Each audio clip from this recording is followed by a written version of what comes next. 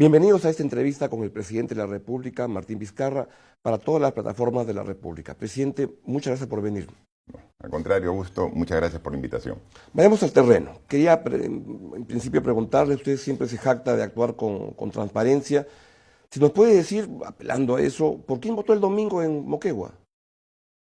Mire, por más que ya sea una votación concluida y que no haya interferencia en el voto, creo que no sería conveniente, ¿no? Por lo menos ahora que vamos a tener reuniones con todas las bancadas y queremos que estas reuniones que tengamos sean lo más fructíferas en beneficio de una búsqueda del diálogo y la concertación con el Congreso, mantengo en reserva mi voto. Usted ha dicho que este resultado de la confrontación ha sido un castigo a los que se obstaculizaron, a los que se opusieron a su gobierno. ¿Es la única razón por la que está contento con el resultado? No, estoy contento porque la democracia es una forma de la expresión del pueblo y su sentimiento en las urnas, ¿no? Y es un mensaje hacia dónde tenemos que ir también.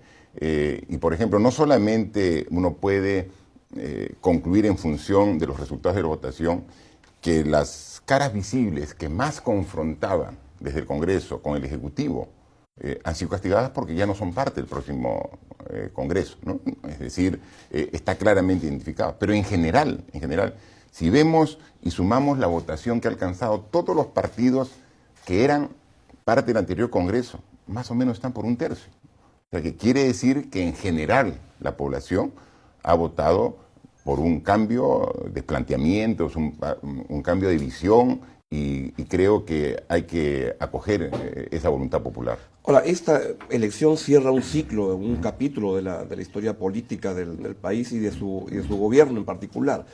¿Cómo evitar que vuelvan a surgir esos enfrentamientos tan fuertes como los que ocurrieron? Lo único que hay que hacer es pensar en el Perú, ¿no? Yo lidero al Ejecutivo y esos son los lineamientos que tenemos.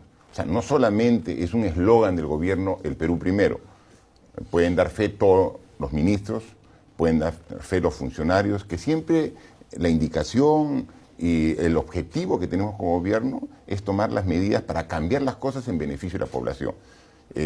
Cuando uno deja en segundo plano el interés nacional, el interés de la población, por un interés particular de cualquier tipo, ahí van a haber este tipo de confrontación. Yo estoy seguro, por la voluntad que han mostrado los candidatos primero y ahora congresistas electos que van a representar en el Ejecutivo, en el Parlamento, y estoy seguro que va a haber una relación mucho más armoniosa entre Ejecutivo y Legislativo.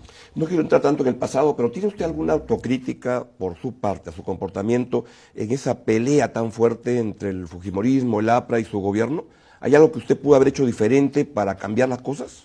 Seguramente siempre se ha podido mejorar los resultados, ¿no? Nosotros cuando vimos que la confrontación ya no nos llevaba a ningún camino positivo, es que planteamos el adelanto de las elecciones. Es decir, reconociendo que no podíamos salir de ese entrampamiento y no queriendo echarle la culpa al otro, sino también reconociendo que autocríticamente que éramos parte del problema, o sea, porque una confrontación, hay dos partes que están en el problema, es que propusimos el adelanto de las elecciones. Y lo hicimos de manera sincera, renunciando a un periodo importante de gobierno pensando en el Perú, ¿no? Y eso que fue acogido primero por los políticos, los analistas, como una buena opción, finalmente fue desechado con el archivamiento de este proyecto de reforma, ¿no? En consecuencia, este esfuerzo de encontrar otra salida se transitó, pero finalmente no concluyó. Esta negociación que hubo entre el Solar como presidente del Consejo de Ministros, Galarreta y Berico, para encontrar una salida, ¿estuvo a punto de llegar a buen puerto? Yo creo que sí. Yo estaba al tanto de todo eso. Usted estaba al tanto de cada esa negociación, por supuesto. Incluso el congresista Galarreta, para tomar sus decisiones e ir avanzando, incluso conversaba con los máximos dirigentes de su partido, ¿no? Él como secretario general, pero entonces él no se representaba a sí mismo, representaba a Fuerza Popular, para buscar precisamente esa salida para adelantar, porque llegó un momento de hartazgo de la población, que se vayan todos, perfecto. O sea, asumimos ese planteamiento y dijimos, ¿no? Y se trabajó, se avanzó mucho, pero nos sorprendió a todos que de la noche a la mañana, en un momento, se archive ese proyecto, ¿no? Y entonces, y luego sucedió los acontecimientos de esta elección precipitada de los miembros del Tribunal Constitucional, nuestro planteamiento de cuestión de confianza para que se corrija la forma de elección, no aceptar la propuesta, denegar la confianza, y bueno, ya todos sabemos cómo terminó esta historia, ¿no? Vayamos a lo que comienza esta semana, ya con el Congreso más o menos ya sabiendo quiénes son. Ha dicho que arranca una ronda de reuniones este lunes. ¿De qué se trata? Más allá de una bonita foto, ¿para qué va a servir estos encuentros? No, va a ser mucho más que una foto, ¿no? Porque nosotros, con cada uno de los partidos representados en el nuevo Congreso, vamos a hacer una exposición. En esta exposición vamos a mostrar primero fue nuestro planteamiento para la reforma política y para la reforma de la administración de justicia. Y vamos a decir qué se ha avanzado a lo largo del tiempo con el anterior Congreso, porque no empezamos de cero, sí hay un avance, ¿no? Claro. Y lo que falta para concluir esta propuesta de reforma política es perfectamente que se haga en este Congreso, a pesar del corto tiempo que va a estar en funciones. Entonces vamos a hacer cuál es el diagnóstico y cuál es la propuesta, pero proponemos y luego escuchamos cuál es la posición de cada uno de los partidos respecto a lo que vamos a proponer. Eso es pensando de aquí al futuro. Correcto. En el pasado inmediato, es decir, desde el 30 de septiembre hasta el 22 de enero, hemos emitido 67 decretos de urgencia. Estos decretos de urgencia hacen las veces de las leyes del Congreso de la República. Entonces los tenemos estructurados por tópicos, ¿no? Por sectores, a quienes se pretende directamente atender con ellos. Vamos a presentarle como un avance, porque el artículo 135 de la Constitución dice que el Premier tiene que dar cuenta de los actos del Ejecutivo en el interregno, ¿no? En estos 4 meses, y va a cumplir, pero dando un avance vamos a explicar y vamos a entregar una carpeta a los partidos sobre los mismos con su análisis y su justificación para que ya lo vayan analizando y vayan conociendo a mayor profundidad. Entonces, no es una reunión para la foto, vamos a dar cuenta de los 4 meses, vamos a proponer la continuación hasta su culminación, la reforma, y luego, esa es la parte donde nosotros planteamos. Pero creo que la segunda parte, que es sumamente importante de esta reunión, es donde nosotros escuchamos. O sea, no solamente vamos a plantear, sino vamos a escuchar también los planteamientos entre el planteamiento de las fuerzas políticas que van a ser parte del próximo Poder Legislativo. Y nosotros, estoy seguro que vamos a encontrar muchos puntos de coincidencia. En estos 62 decretos de urgencia... 67. 67. ¿Siente que ya tiene el marco que requiere para poder gobernar en el año y medio que le falta? Sí.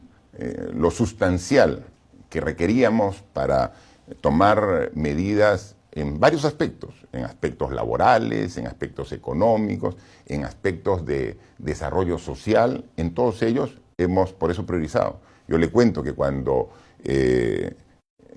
pedimos a los diversos sectores, liderados por sus ministros, ministras, que íbamos a trabajar estos decretos de urgencia, llegaron mucho más. Llegaron cantidad de propuestas de decreto de urgencia que muchas hemos dejado de lado porque hemos priorizado las que realmente son necesarias e importantes para darles en este periodo de tiempo. ¿Volvería a usar la cuestión de confianza si es que decidiera el Congreso anular alguno de los decretos? No. Eso fue lo que anunció el Premier Ceballos en un momento. No. Se le entendió mal. Él, cuando habló de confianza, se refería al artículo 135. El artículo 135 de la Constitución dice, o sea, haciendo el seguimiento de un proceso que deben revisar lo actual. Es lo que dice, en caso que se llegue a 2 negaciones de confianza y el Poder Ejecutivo decida disolver el Congreso, convocará elecciones. Lo tenemos claro, ya se dieron las elecciones. Cuando el nuevo Congreso asuma, el presidente del Consejo de Ministros tendrá que ir al Congreso para dar cuenta de lo acontecido en ese periodo que no había Congreso y para recibir la confianza del Congreso sobre el hecho. Entonces, no es que está pidiendo una confianza, sino está, entonces, es decir, vamos a ir para pedir la confianza, Así está establecido textualmente en el artículo Correcto. 135. Y es lo que va a hacer. Nosotros hemos dicho que siempre cumplimos las leyes y la Constitución. ¿Qué espera que apruebe el Congreso que viene? Y quisiera irle por partes, pero en general, ¿qué es lo que espera del próximo Congreso?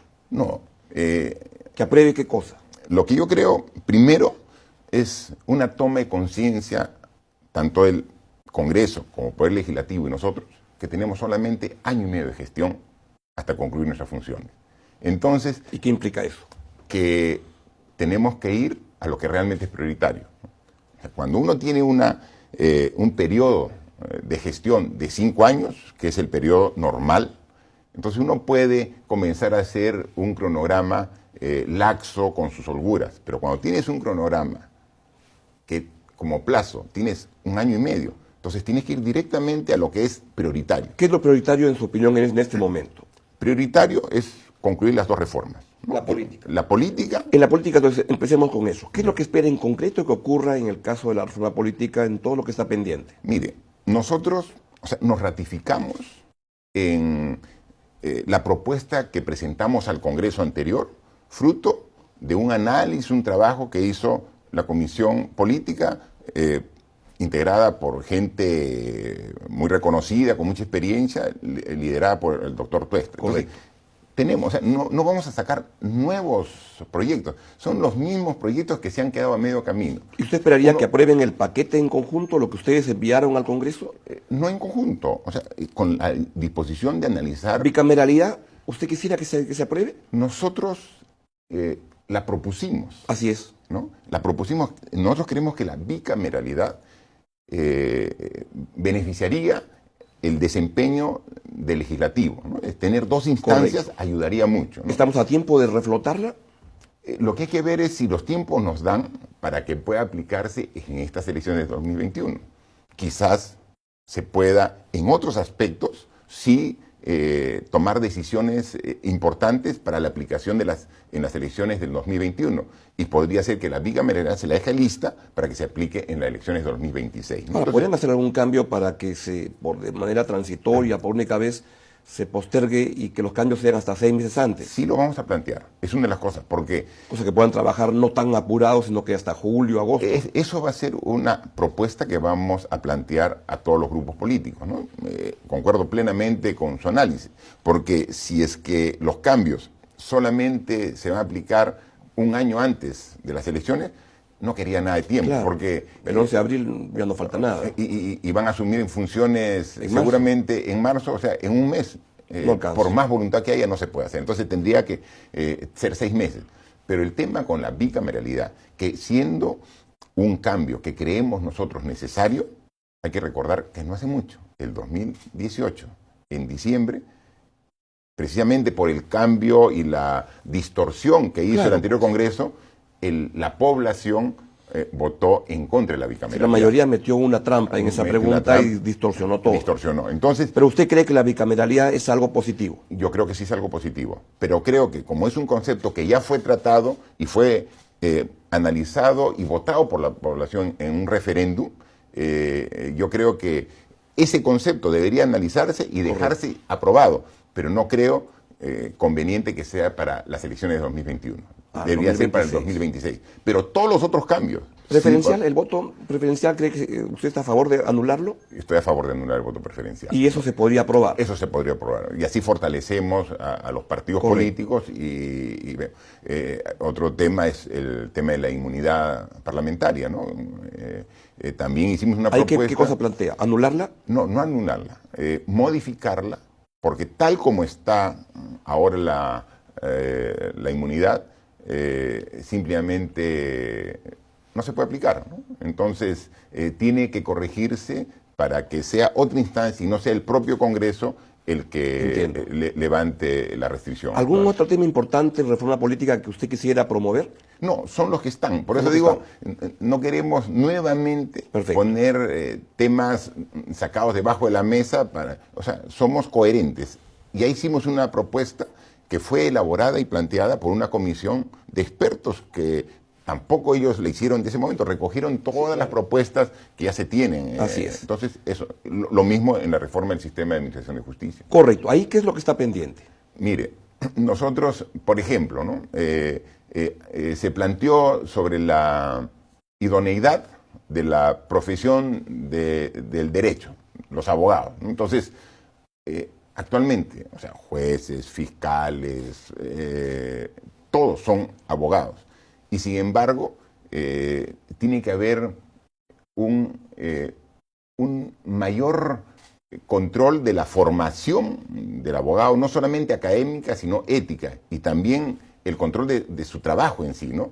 Entonces, hay la propuesta que presentaban también la comisión, en este caso ya presidida por el embajador Wagner, era muy interesante en ese aspecto, ¿no? Y sin embargo tampoco se recogió, ¿no? Entonces, Entiendo. hay temas importantes que ya están trabajados.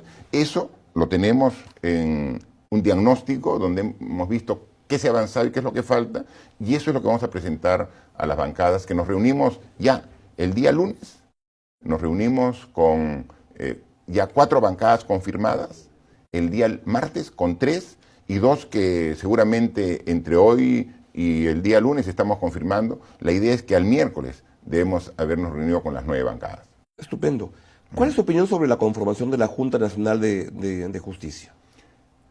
Yo creo que la comisión responsable de esta selección ha hecho su máximo esfuerzo.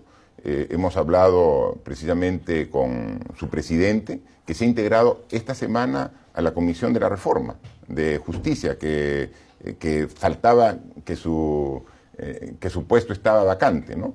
Y yo veo en su presidente realmente mucha seriedad y mucha responsabilidad en cumplir con su labor, ¿no? Así que lo que él ha pedido es que necesita completar su equipo de la Junta Nacional de Justicia, porque desde que el Consejo Nacional de la Magistratura perdió vigencia, como que la institución ha perdido el personal capacitado para hacer la función. Entonces necesita contratar gente y lo que a él corresponde, que sea presupuestalmente, va a tener todo nuestro apoyo para garantizar un buen cumplimiento de sus funciones. ¿Esperaría que el Congreso haga los relevos, los 6 relevos en el Tribunal Constitucional de una vez? Yo esperaría que sí, pero que acoja las recomendaciones que no solamente el Ejecutivo, ¿no?, sino que la sociedad civil ha presentado para que sea una evaluación de los candidatos abierta, donde se puedan antes conocer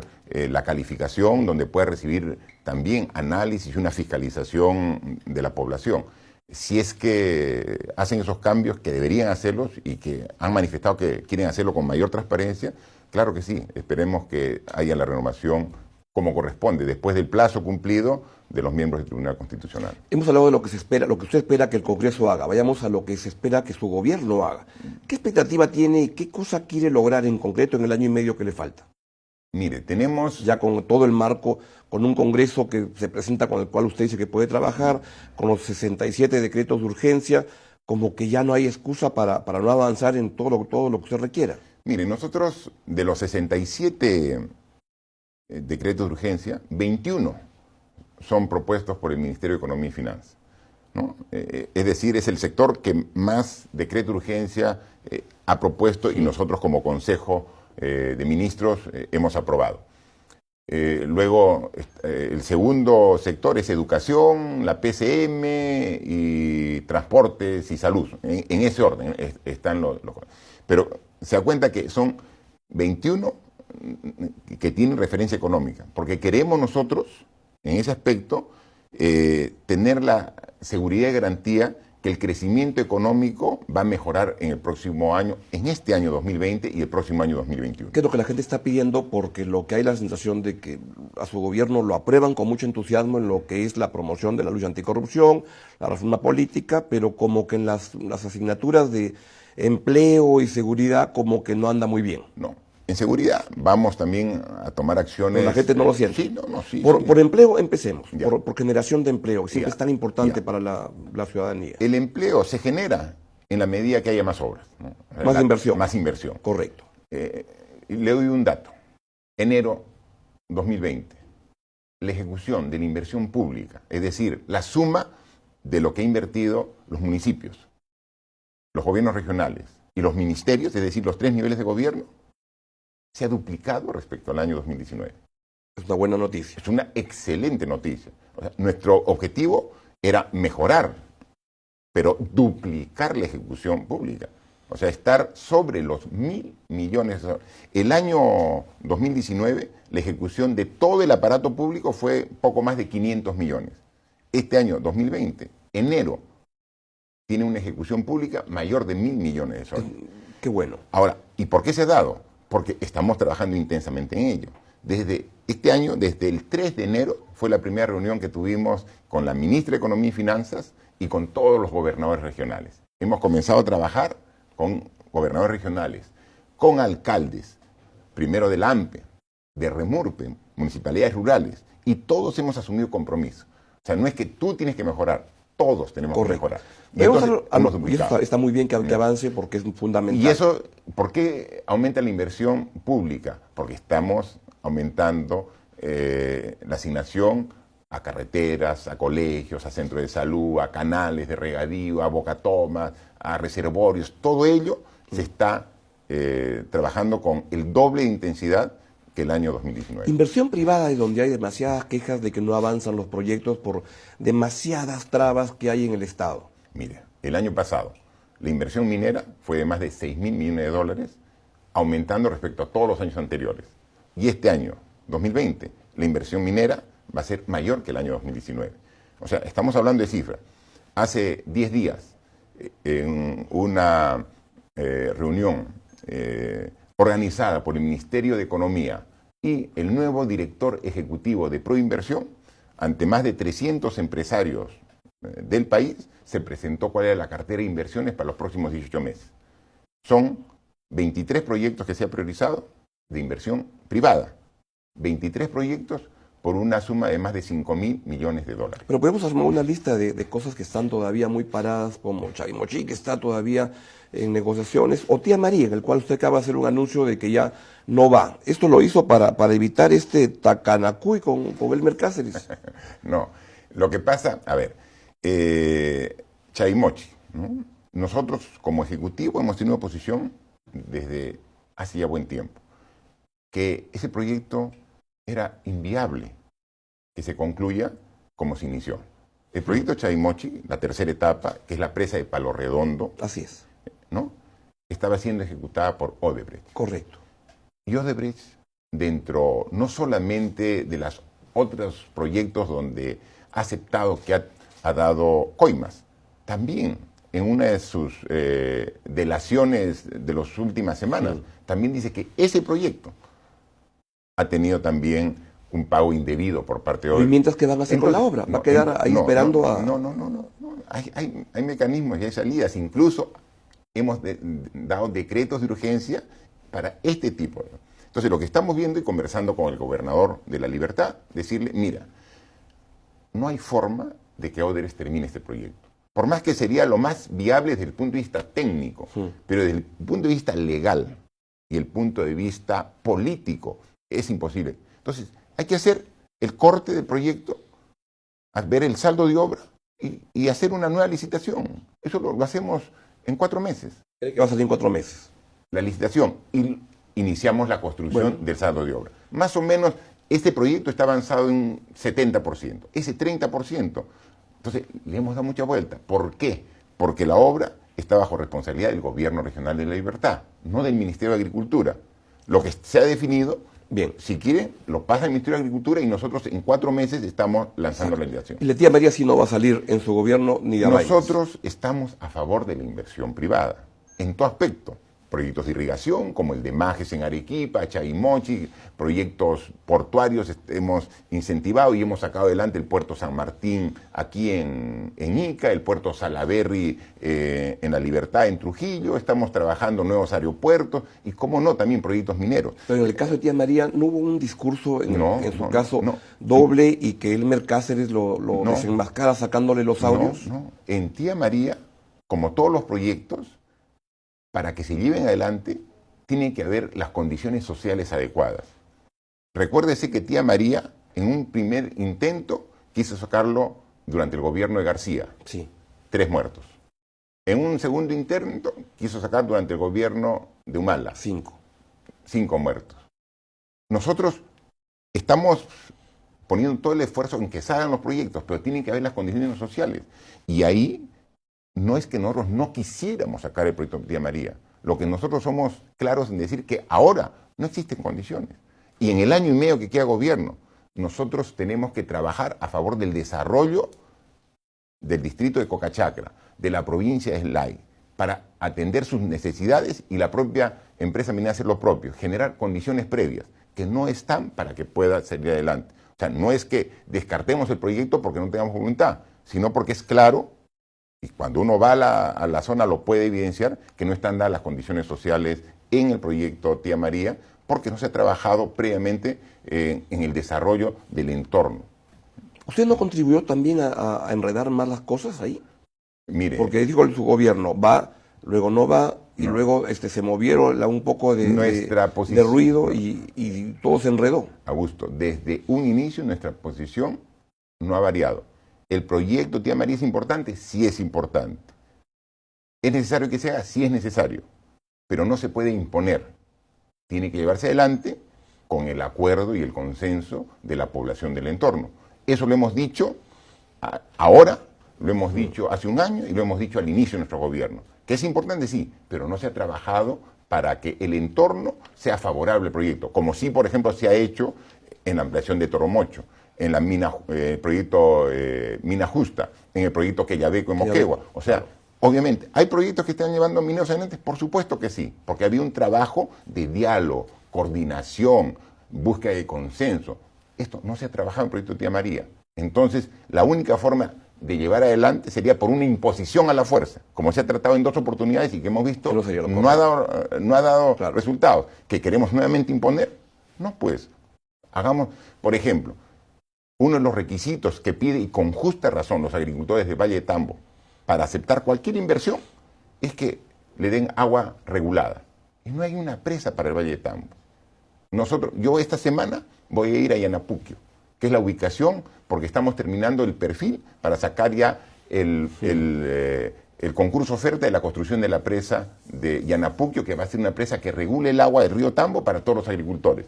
Entonces dice, con justa razón los agricultores, ustedes hablan de hacer una tremenda inversión aquí, pero por lo menos solucionen nuestro problema del agua. ¿Cuánto definen las encuestas su acción política? ¿Gobierna mirando permanentemente cómo le va? Bueno, ¿eso le establece restricciones para avanzar? En absoluto. O sea, las encuestas son solo referenciales, ¿no? Nosotros, desde que asumimos en marzo del 2018, asumimos el gobierno, en abril emitimos un decreto supremo donde estaban los 5 lineamientos de gobierno. Y eso nos fijamos. Es lucha contra la corrupción, fortalecimiento de las instituciones, crecimiento económico, desarrollo social y un trabajo territorial. Esas son las líneas que marcan la acción de mi gobierno y lo van a hacer hasta el 28 de julio de 2021. Ahora, en su estilo personal parece un presidente, pero un presidente en campaña permanente. Es como un estilo de gobierno. Si se toma que estoy en campaña, porque viajo permanentemente para no solamente supervisar la ejecución de los proyectos, sino estar en contacto con la población para sentir no solamente su apoyo y respaldo cuando se requiere, sino también su demanda y su reclamo. O sea, para no estar ajeno. Por eso es que, lo hemos dicho, para nosotros no son ninguna sorpresa los resultados electorales del último domingo. Pero sin embargo yo he visto cantidad de expertos, analistas, diciendo, uy, ¿qué pasó aquí? ¿Por qué votamos así? Claro, si vas a estar en una burbuja, en un escritorio, en una oficina, te puede sorprender cualquier resultado. Pero si estás en contacto permanente con la población, estás sintiendo lo que piensan. ¿Y cree que ese es un estilo de gobierno? Claro. Estar permanentemente en contacto y eso lo hace parecer por supuesto, pero ¿y por qué en campaña? Un compañero permanente. Pero si no vamos a ser candidatos. O sea, ¿no va a ser candidato? Si está en campaña, ¿quién va a ser candidato? ¿Hay alguna posibilidad remota, por alguna circunstancia, que usted se quede el 29 de julio del próximo año esté en Palacio? En ese sentido, como ingeniero, como matemático que soy, le digo con absoluta claridad que la posibilidad que yo sea candidato para continuar después del 28 de julio del 2021 es cero, absolutamente nula la posibilidad. ¿Y qué va a ser al día siguiente? Cuando deje la presidencia, ¿qué ha pensado hacer? Lo que hago siempre desde que egresé de la Universidad Nacional de Ingeniería, trabajar como ingeniero. Sí, trabajar como ingeniero. Yo me gano la vida trabajando y siempre lo he hecho. Ahora, Hace 35 años salí de la universidad y he trabajado en todo el Perú. He trabajado en el desarrollo profesional de ingeniero civil que soy. ¿y va a dejar la política? Porque para un expresidente es como difícil dejar la política, ¿no? Mire, ya eso, no sé qué nivel de sensibilidad me pueda quedar a favor de la política.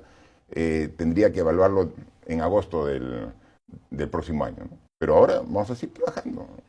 Pero no está pensando, ya veo su declaración, está muy firme, y la verdad sí, yo le creo que no va a ser candidato, pero ¿va a dejar totalmente o no tiene ilusión de formar un partido político?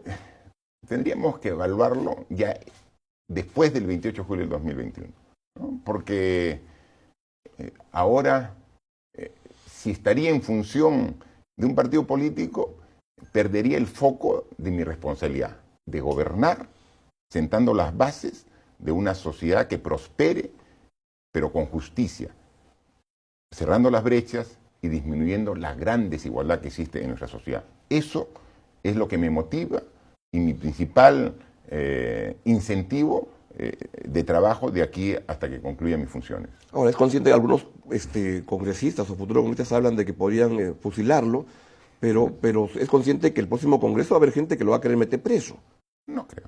¿no? Porque obviamente, El deporte en el Perú es ese. pero tiene que haber alguna justificación. Para eso tiene que haber... ¿Pero no cree que requerirá algún tipo de soporte, una bancada amiga con la cual trabajar en el Congreso? Mire, creo que el mejor respaldo para no tener ese tipo de problemas es la transparencia y la honestidad. Y así es nuestro comportamiento, no ahora, sino toda la vida. ¿Apoyará a Salvador El Solar como candidato presidencial en una plancha en que se habla que podría ir Gloria Montenegro, ministra suya? Pero mire, para apoyar a un candidato primero tiene que lanzarse como candidato, ¿no? O sea, primero, calma y paciencia, hay que esperar. ¿Pero va a apoyar a alguien en esa campaña? Tendría que ver en función de los candidatos, ¿no? Tendríamos que ver en función que alguien que sus propuestas vayan en tono con nuestro gobierno y con la forma de pensar. Y no descarta que pueda encontrar a alguien afín a sus ideas. Seguramente, si hubiera alguien que coincida con nuestras prioridades, con nuestra forma de gobierno, yo creo Del que... Solar en principio coincide, porque trabajó con usted obviamente, buen tiempo. Y creemos que sería una buena alternativa, como pueden haber muchas otras. Pero estamos recién terminando una elección donde ni siquiera tenemos resultados oficiales, así que eso lo dejamos para un tiempito más adelante. En seguridad, esta decisión de crear esta policía contra extranjeros, que es más bien para venezolanos, ¿no fue un aprovechamiento político de carácter con xenofobia? No. Mire, este gobierno no tiene absolutamente ninguna característica de xenofobia, o sea, le aseguro. O sea, nosotros como gobierno hemos abierto los brazos, no solamente gobierno como país, a inmigrantes que salían de su país desesperados por la crisis política, económica y social que había en Venezuela. Entonces, no puede decirnos a nosotros que hemos tenido ese tipo de actitudes. Pero claro, nosotros damos todas las facilidades para cualquier extranjero que venga a nuestro país y quiera aportar a su desarrollo, quiera trabajar, quiera ganarse la vida honestamente y se integre acá. Y eso, bienvenido sea. Pero como siempre ocurre en toda sociedad, puede venir mucha gente buena, pero también puede venir gente mala.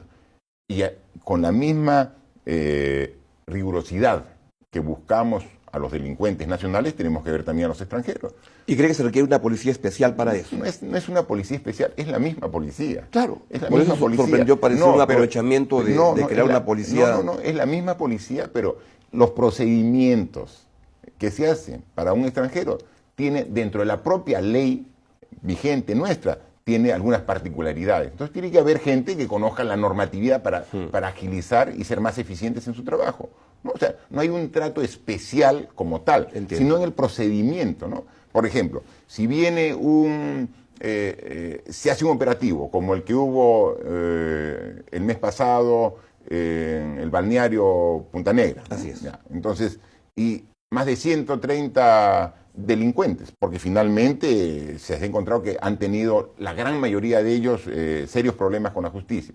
Entonces, tenemos dentro de esta intervención, se ve que hay ciudadanos que son de otro país y que no tienen su ingreso migratorio en orden. Entonces, puedes optar por dos caminos, ¿no? Por hacer una investigación para determinar el nivel de responsabilidad en el delito y hacer un proceso, primero el Ministerio Público, el Poder Judicial, que demora mucho tiempo y podrían darle comparecencia restringida, entonces lo sueltas, o simplemente por no tener bien su estatus migratorio, retornarlo a su país de origen. Pero para eso necesitas tener protocolos específicos para ello. O sea, no significa que la delincuencia es diferente, el procedimiento es diferente y para eso necesitas crear un equipo que conozca estos procedimientos y los pueda manejar con eficiencia. Feminicidio. ¿Qué puede hacer su gobierno para parar esta ola tan terrible que hay, más allá de lamentarnos todos cada vez que ocurre un feminicidio, cada vez con más frecuencia? Perseverar en las medidas que estamos tomando. ¿Cuáles? Nosotros, para atender la violencia contra la mujer, que en su máxima expresión es el feminicidio, pero que se da en diferentes niveles, ¿no? O sea, la máxima expresión de la violencia es el feminicidio, pero antes del feminicidio tenemos una serie... que uno va llevando a otro. Entonces, o sea, primero tiene que haber un cambio estructural, cultural, educativo, ¿no? Porque estos son fruto del machismo. Claro que machismo sí. que germina desde el hogar, desde la escuela, que tenemos que cambiar los patrones de conducta. Es decir, no hay un rol específico para la mujer y para el hombre, y eso tenemos que trabajar. Pero eso va a demorar, porque es un proceso de cambio cultural que vamos a dar. Y ahí estamos trabajando con mucha intensidad. Mientras que eso se da, y para eso necesitamos el concurso de todos, o sea, un cambio de la sociedad, tenemos que trabajar siendo mucho más eficientes en la reacción como sociedad, como instituciones, policía, Ministerio Público, Ministerio de la Mujer, Ministerio de Justicia, para atender a las mujeres que en esta etapa son agredidas. Por eso, lo primero que cuando yo asumí el gobierno, le dije, a ver, ¿cómo podemos mejorar? Tenemos que hacer más centros de emergencia mujer que estén dentro de las comisarías para atender más rápido. ¿Y qué se necesita? Presupuesto. Claro.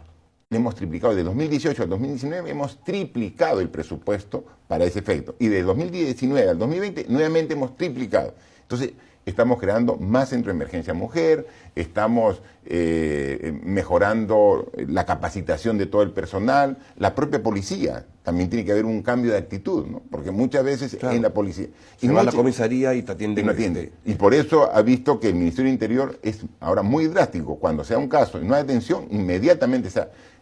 uno de los decretos de urgencia, precisamente es uno de idoneidad en el personal policial, para que alguien que sea un policía y no cumpla con su labor, inmediatamente sea retirado. Bueno, y en este ánimo de cambiar las cosas culturalmente, esta frase de Perú, país de violadores, que se lanzó, ¿le parece que motiva o que genera atención al problema, como lo dijo la ministra de la Mujer? Eso fue una frase precisamente para sacudir. Claro. ¿No? O sea, para, ¿Usted piensa que es una frase que que sirve para eso? Claro. O sea, esa es la intención. O sea, pero al decir eso, no estamos catalogando que todos, lógico, obviamente, ¿no? Pero es cuando nuestros índices de violencia, claro, de violaciones y feminicidios crece de esta manera tan alarmante, hay que llamar... Coincido en que es una manera de sacudir al país para... Y eso lo estamos trabajando, y obviamente el Ministerio de la Mujer es el ministerio que en los dos últimos presupuestos, el de este año 2020 y el año 2019, es el que ha subido más en su presupuesto, como una muestra de la voluntad política que tenemos en atender este problema. Qué bien que sea así. Relaciones Exteriores, ¿apoyan a la candidatura del embajador de Cela a la Secretaría General de la OEA? Sí. Nosotros creemos que es una muy buena opción el embajador de Cela y que la OEA tendría con él como secretario general una posición como la que tiene el Perú, de defensa de los valores democráticos, de los derechos humanos, pero todo basado en un diálogo y un acercamiento más de la OEA a cada uno de los países que son miembros, ¿no? Finalmente es una candidatura más. ¿no? Si es positiva, bien, y si no, seguiremos apoyando a la OEA como siempre lo hemos hecho, como miembros activos que somos de ellos, ¿no? ¿Tiene pensado algún viaje al extranjero pronto? ¿Alguna cumbre que tenga que ir y que ya pueda viajar? Ha habido varias posibilidades. ¿Que se las ha perdido? Sí. ¿Por la culpa de Mecha Arauz o por qué? No, es que quien autoriza el viaje al extranjero es el Congreso de la República, ¿no? Y si no hay Congreso de la República... Ahora ya puede viajar. Pero primero tiene que... Con Mecha Arauz, ¿cuál es su sensación? No ha vuelto a hablar desde el 30 de septiembre. ¿Qué opina de ella? Mi relación personal con Meche siempre ha sido buena. Yo no la conozco de antes. Nosotros nos conocimos prácticamente en la campaña política con Pedro Pablo Kuczynski. Ahí nos conocimos. E inmediatamente hubo una relación armoniosa con Mecha Arauz. O sea, ¿y cuándo se rompió? Mire, para mí la relación personal no se ha roto. O sea, yo sé diferenciar claramente la relación personal y la relación política.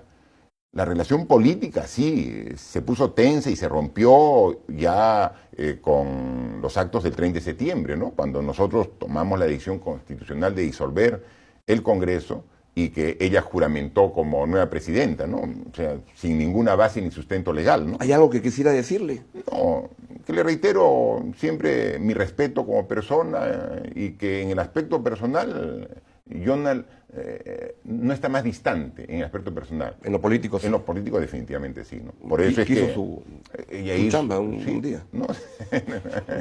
Duplicado. No, horas creo que fue. No horas, sé, sí. Horas. Pero bueno, pero en todo caso, en una relación política rota como la que hay, es evidente lo que tiene que hacer el Congreso, entre muchas otras cosas importantes que tiene que hacer, es recibir la cartita que ha presentado Mercedes Arauz de renuncia, aceptarla. ¿Qué es lo que está pidiendo ella? ¿Qué es lo que está pidiendo? Sí, ¿no? Ella lo pide. Y luego encontrar una fórmula de quién quedaría a cargo de la presidencia cuando viaja. Creo que ahí quedaría el presidente del Congreso. Y obviamente hay respeto por las instituciones, ¿no? Entonces, si fuera ese el caso, no tendríamos ningún problema. Hablando de viajes, ¿estamos preparados para resistir al coronavirus en el Perú? ¿Qué es lo que está haciendo el gobierno? Mire, ya corre una especie de pánico en el país. Bueno, primero que nada, que hasta la evaluación de los casos posibles que se dieron aquí en nuestro país, hoy ya han salido resultados descartados. ¿Qué no hay en el Perú todavía? O sea, hasta la fecha no hay ni un caso en nuestro país. Sin embargo, ya a través del Ministerio de Salud se están reforzando todos los protocolos para que en caso se dé tener ya la respuesta adecuada, ¿no? Entonces estamos primero ahora en la etapa de prevención, ¿no? O sea, recomendando pues el constante lavado de manos, tener en la medida de lo posible vacunarse contra la influenza, tener reparo a la hora que uno estornuda. Sí. O sea, es decir, hay una serie de normas de higiene que ahora tenemos que reforzarlas, ¿no? Esas son las formas preventivas, ¿no? Pero también ya tiene, en caso se diera, que viniera un caso con este virus, un enfermo, también ya hay protocolos para una inmediata atención de parte del Ministerio de Salud. Ha estado en Piura esta mañana. ¿La reconstrucción del norte es algo que ya tiraron la esponja o mire, qué es lo que va a pasar ahí? Está avanzando. Yo estaba ahora con el alcalde de Catacaos, estaba ahora con el alcalde de Morropón, de Chulucanas, estaba con el alcalde de Sullana, todos muy agradecidos por cómo va avanzando la reconstrucción. Entonces, claro, lo que pasa es que en la reconstrucción tenemos que hacer 10.000 intervenciones, 10.000 proyectos. Esa es la reconstrucción. Entonces, uno puede estar trabajando y estar haciendo 3.000, 4.000, 5.000. Siempre va a haber algún proyecto que todavía no lo hayamos hecho y te genera una duda, un reclamo. Pero, por ejemplo, Sullana, que es una ciudad muy importante en la región Piura. Ya empezamos el año pasado la nueva planta de tratamiento de aguas residuales. El próximo mes empezamos la planta de tratamiento de agua potable. En el mes de marzo, en el mes de febrero estamos licitando la construcción del hospital de contingencia. O sea, solamente esas obras son 1.000 millones de soles que están en Sullana, aparte de pistas, veredas, la cobertura a los centros poblados de agua y desagüe. O sea, estamos trabajando intensamente. Estamos ahorita construyendo los hospitales de Ayabaca, de Huancabamba, de Huarmaca. Estamos por uno de los decretos de urgencia, facilita para que la autoridad de la reconstrucción pueda utilizar el mecanismo de gobierno a gobierno en los grandes proyectos de reconstrucción.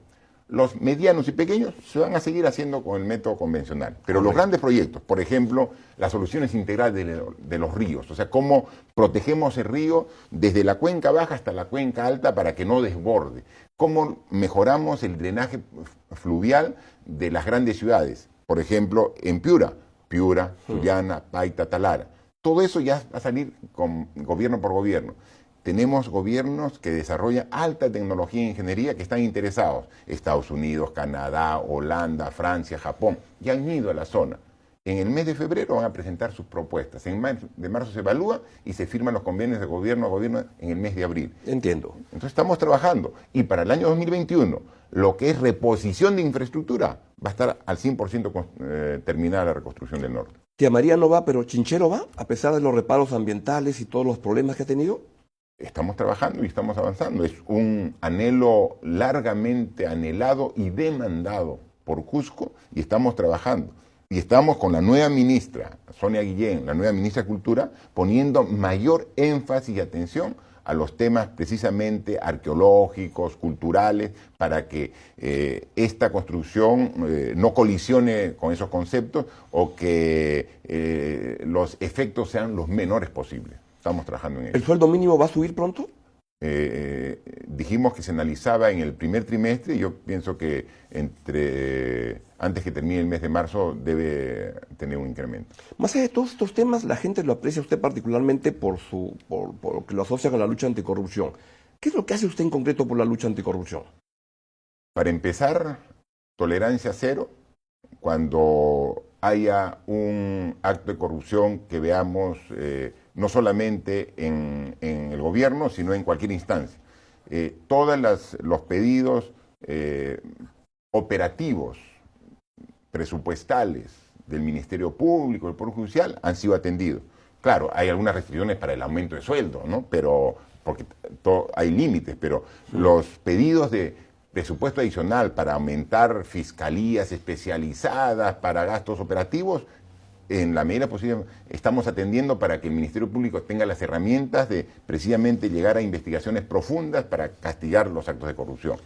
¿Qué más hace? Tenemos una oficina que ya está adscrita a la PCM, que es la Oficina de Integridad, que está trabajando con todos los gobiernos, con todos los ministerios, para ver y cambiar los procedimientos de denuncias para poder identificar. Entonces, estamos trabajando intensamente y obviamente es también la actitud del propio presidente, del equipo principal de gobierno, que estamos dando el ejemplo de transparencia y objetividad en todos y cada uno de nuestros actos. Hay versiones periodísticas que han salido en las cuales se hablaban de coordinaciones de usted con los fiscales Lavajato. ¿Se ha reunido con ellos en algún momento? Nunca, nunca. ¿Con Rafael Vela, con Pérez? No, nunca. Ni con los fiscales, ni siquiera con los procuradores del gobierno que ven el caso. Porque sería malo, porque eso rompería la independencia de poderes. Nunca me reuní con ellos. ¿No? Y pueden preguntarle también a los propios fiscales, ¿no? O sea, respetamos y respaldamos su trabajo, pero no coordinamos para nada, porque tenemos que mantener la independencia. El Bicentenario está a la vuelta de la esquina. ¿Qué va a pasar en esa semana? Mire, nosotros, el Bicentenario, o sea, no es una meta, ¿no? O sea, no es que llegamos al Bicentenario. Yo pienso que el Bicentenario es la oportunidad de un análisis reflexivo de todo lo que hemos hecho en 200 años. Y vemos que tenemos una serie de demandas insatisfechas. O sea, en 200 años todavía tenemos 20% de la población peruana en condición de pobre. Correcto. Pero lo más importante no es eso, cómo corregimos, sino es la desigualdad. Yo estaba en Calamarca, recién, en La Libertad. en Calamarca, 86% de la población es pobre. Dios. ¿No? Entonces, esos promedios son engañosos, porque ya 20% todavía es una cantidad elevada, un porcentaje elevado de población 86, pobre. estamos hablando de niveles de anemia. 86%. ¿No? Entonces yo le he dicho a la ministra de Desarrollo e Inclusión Social y a la ministra de Economía, ubiquemos a los 100 distritos más pobres del Perú y enfoquemos ello para ver. O sea, todos los que tengan arriba de 80% de pobreza, enfoquemos. Cerremos la brecha, acortemos la desigualdad. En eso estamos trabajando. Va a ver que la anemia en el 2019 ha disminuido. Estamos, o sea, que son valores difíciles de cambiar porque tenemos hace 10 años prácticamente los mismos niveles. Ya hemos encontrado la forma de comenzar a bajarla. O sea, ya es significativo que ya comienza a disminuir la anemia. O sea, a pesar de que no hemos crecido en los niveles que hubiéramos querido llegar. Pero, sin embargo, enfocando bien dónde invertir hay que el focalizar presupuesto, ahí estamos viendo, estamos mejorando esos aspectos y vamos a continuar ello. Entonces, este 2020, con mayor crecimiento que el año 2019, con una mejor relación entre los poderes del Estado ejecutivo y legislativo, con las prioridades ya consensuadas con los gobiernos regionales y municipios, definitivamente los resultados van a ser mucho mejores. Por eso tenemos un gran optimismo de este año 2020, el año que va a ser la víspera del Bicentenario. Un tema que me preocupa que estos días es este allanamiento que ha habido a una casa de una periodista del diario Expreso, es un diario muy opositor a su gobierno. ¿Está al tanto de eso, de que fueron 40 policías para ya recuperar un video? ¿Le preocupa ese tema? Solamente he visto alguna información periodística que inmediatamente yo he llamado al ministro del Interior para que me dé explicaciones. O sea, yo me he enterado, obviamente, por una nota periodística. Y lo que le he dicho, yo soy muy sincero y franco. Le he dicho, mira, y me hace la justificación por qué se ha intervenido, porque el Ministerio Público está buscando. Pero con 40 policías. Entonces, y eso le he dicho, me parece totalmente desproporcionada esa intervención. O sea, es lo que yo le he dicho, ¿no? ¿Y qué le dijo el ministro? Que iba a requerir mayor información para aclarar y en todo caso, si hubiera un error, una negligencia, una exageración, hacer las correcciones del caso, ¿no? Pero bueno, sí, yo sí considero que es una desproporción, ¿no? Vamos entrando a la parte final y ahora en esta nueva etapa de su gobierno va a abrir un poco más el gobierno para que no parezca que es como la sede, la sucursal del Club Moquegua. Pero veamos el Consejo de Ministros, ¿no? El premier es de su pata de su colegio. ¿Qué más? Podemos ir con otro más. El ministro de Energía y Minas trabajó con usted un montón de años en Moquegua. ¿Se conocen de ahí? Un año trabajé hace 30 años. O sea, y después todos. O sea, lo que sí podemos decir que este Consejo de Ministros es bien representativo. Yo estuve casualmente inaugurando un puente justo entre Celendín y Chachapoyas, ¿no? Sobre el río Marañón. Y estaba el puente y fui con dos ministros, ¿no? El ministro de Defensa y el ministro de Transporte. Y justo era la unión, el puente, la carretera entre Amazonas y Cajamarca. Y casualmente un ministro era de Amazonas y otro ministro era de Cajamarca. O sea, es la representación del gabinete. No lo siento en tono de crítica. Elmer Trujillo no es moqueguano, creo, pero trabaja mucho tiempo ahí en Moquegua. ¿Siente usted que tiene que trabajar con gente de mucha confianza para poder trabajar tranquilo? Mire, yo al ministro de Relaciones Exteriores, ministro de Defensa, ministro del Interior, ministro de Agricultura, ministra de Educación, de Salud, nunca las he conocido antes. O sea, ¿cómo que no? O sea, hacemos una evaluación en base a su experiencia, calidad profesional y se convoca, ¿no? O sea, nunca he conocido, o sea, le digo, el 95% del gabinete y de funcionarios nos hemos conocido recién ahora, durante la gestión ejecutiva, ¿no? Es gente que no conozco, pero obviamente he evaluado sus características y condiciones profesionales, su experiencia, califican y ahí están dando muy buenos resultados. ¿Qué caracteriza a los moqueguanos, que a veces son víctimas de algunos chistes? ¿No?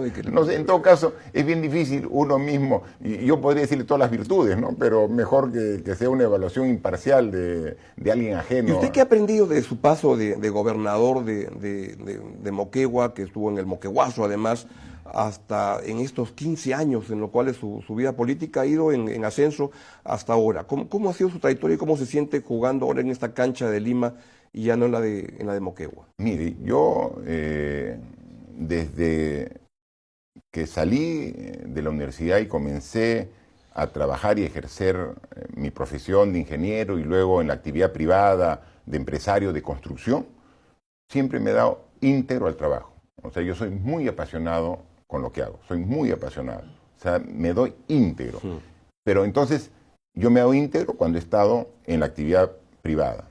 Alguna vez he tenido cargos gremiales y he sido decano del Colegio de Ingenieros. Me doy íntegro para hacer crecer la representatividad del Colegio de Ingenieros. Luego he trabajado en el gobierno regional de Moquegua. Hemos logrado que Moquegua sea el primero a nivel nacional en educación, que dé un salto en lo que es competitividad regional, a nivel nacional, todo. Y ahora que estoy a cargo de la presidencia de la República, puestos más importantes, o sea, obviamente, con mayor razón, tengo que darme íntegro. Entonces, me dice, entonces ahora, ¿cuántas horas trabajas?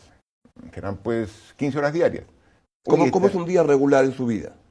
Yo estoy 5 de la mañana, me despierto, ¿no? 5 de la mañana, entre 5 y 6, un poco de lectura, veo los titulares, hago de los diferentes canales de televisión, paso 1 o 2, veo los titulares más o menos para ver, y de ahí hago deporte, 1 hora, hasta las 7:30, de 6 a 7:30. Cuando puedo salir, hago tenis, pero cuando no salgo, dentro de la misma residencia en Palacio hay gimnasio, hago ejercicio, trotar, o sea, dentro, hago 1 hora de deporte, hora y media, y a las 8 ya estoy en la oficina, trabajando. 3 veces por semana, por lo menos, viajo al interior del país, ¿no? Entonces, son los días que viajo. Cuando no, reuniones con diversos ministros, o sea, para ir viendo el avance, la reunión de Consejo de Ministros los días miércoles, siempre hay reuniones importantes que hace salud, educación, ¿Y se acuesta a qué hora para poder estar a las 5 de la mañana despierto? No, lo que sí, yo trabajo hasta las 9 de la noche, ¿no? A las 9 de la noche regreso, estoy con mi esposa, con mis hijos.